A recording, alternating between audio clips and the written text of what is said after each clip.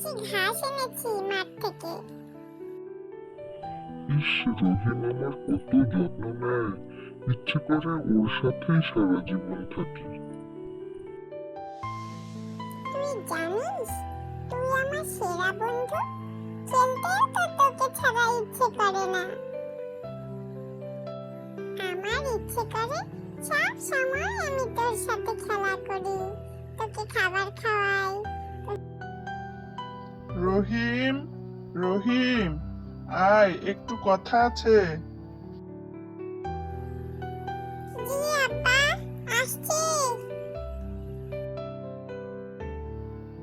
রহিম শোনো, সামনে কোরবানির ঈদ, আমাদেরকে একটা গরু কোরবানি দিতে হবে। হাশেম চাচার সঙ্গে কথা বলেছি, কালা ভালো দাম পাবে। মানে কালাকে বিক্রি করে দেবেন আব্বা? হ্যাঁ, তোর মাও রাজি। কোরবানি তো ফরজ, বাছুরটা তো বড়ই হয়েছে। আব্বা, কালা শুধু গরু না, সে আমার বন্ধু। আমি ওকে ছেড়ে দিতে পারবো না।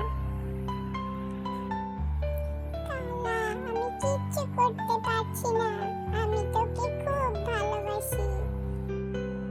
আমি জানি তুই কাঁদছিস, কিন্তু কোরবানি মানে ভালো কিছু ত্যাগ করা, তাই না?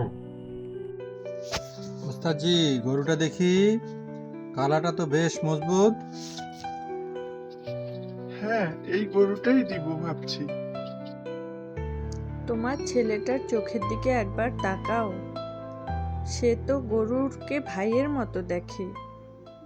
কাটতে কাটতে তার অবস্থা খারাপ হয়ে গেছে। চাচা, ক্ষমা করবেন, আমরা অন্য একটা গরু দেখে নেব।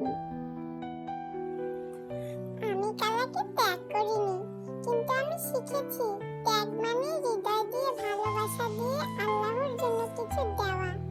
আমি আজও কোরবানির মানে বুঝেছি। তুই সত্যিকারেই আমার বন্ধু।